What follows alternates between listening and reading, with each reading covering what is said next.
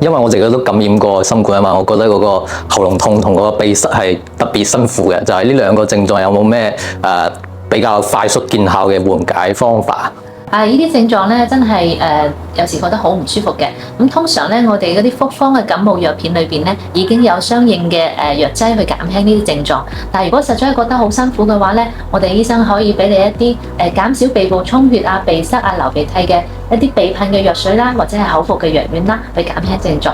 咁對於喉嚨痛嚟講咧，我哋通常會先用一啲簡單嘅抗炎藥物啊，比如話 Panadol 啊、布洛芬啊呢一類嘅服用，大多數人都係有效嘅。如果用咗呢個藥物都覺得冇效嘅話咧，咁就及時去諮詢醫生，我哋可以俾你更強嘅藥物治療嘅。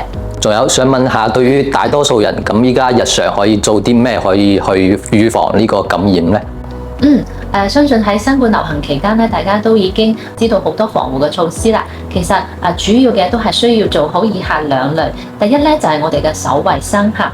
如果係用手接觸到病毒啊，或者係俾病毒污染嘅任何物體，再去接觸我哋嘅口鼻，都可能會感染新冠病毒。所以我哋要記得經常洗手嚇。特別是你去過一啲公共場所啊，或者使用一啲公共設施之後，就要注意洗手。